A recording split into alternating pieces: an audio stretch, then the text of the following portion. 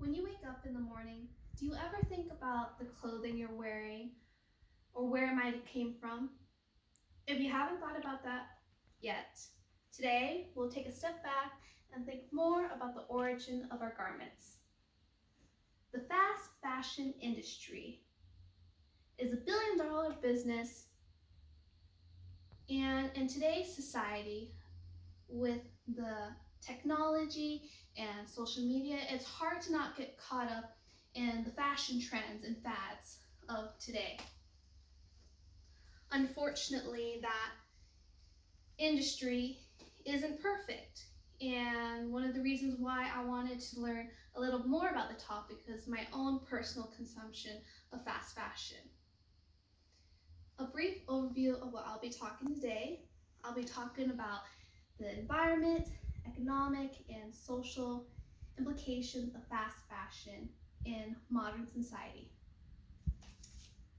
Firstly, the impacts on the environment in regards to pollution and water waste during the production process.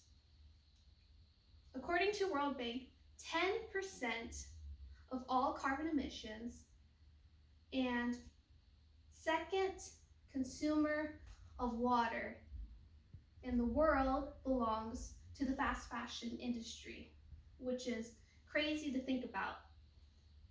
Also, an environmental protection agency, in a report created in 2015, the U.S.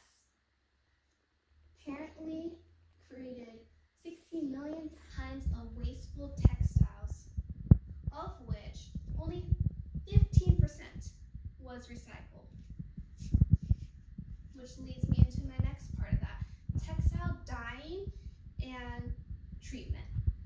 Now, this is an underrated process that I did not know about beforehand, but during the textile and treatment process, it involves chemicals and dyes to create the prints and colors of our fabrics.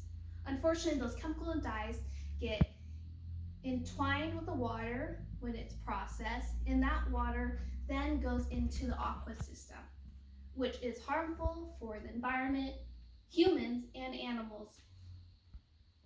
Another thing I want to talk about is synthetic fabric. One that we all know is called polyester. Polyester creates microplastics when it's created, and that gets released out into the environment too, because everything that gets done at the end of the process, the scraps and the waste, gets dumped out into the environment. Now, moving forward, the economic issues of the fast fashion industry, especially in developing countries. Like most businesses, we outsource our labor to cheaper countries in order to keep costs low on that part.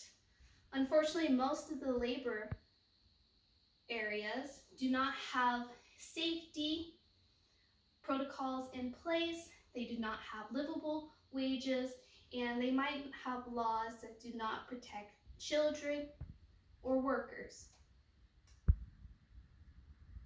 It is a statistic that I got from Statistica, a survey done from 7 countries. The average wage was $200 US, which is crazy to think about. And another issue about this is local businesses here in the US and here abroad. They all suffer because of the fast turnaround rate and process of the fast fashion industry, because they can't keep up with it all the time, which directly affects the businesses. Now, lastly, I want to talk about not citing sources and cultural appropriation. Unfortunately, fast fashion is notorious for taking designs and textile and not crediting the designer artisans who created that. For one example, a Cardi or Kente fabric has been used in fast fashion collections without citing the artisans. Another issue about that, it's an African print, so they're not giving any credit to the culture of it. So, what you heard today, how do you become a more sustainable consumer? Well, you can buy fewer garments that is a higher quality and last you fewer years, or you can buy from secondhand shops like thrift shop, consignment shops, garage sales, and many more.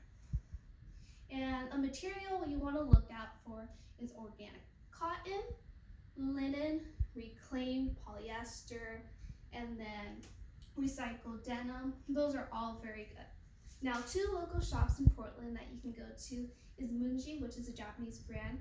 They are known for their sustainable and eco-friendly apparel, which they use non-muslin wool and also reclaimed cotton and organic cotton. Another shop that you can go to is called Seven Sisters, which is a clothing and lifestyle sustainable boutique in Portland, Oregon. They make some things in-house, but they also source it from independent artisans, giving credit where credit is due. And they make sure to vet all of them to make sure that they use sustainable resources. In conclusion, I discussed the environmental, economic, and social impacts of the fast fashion industry in today's world. Hopefully, you learned something today and you might go forward with different thoughts about the clothing you're wearing. Thank you for all your time and have a good night.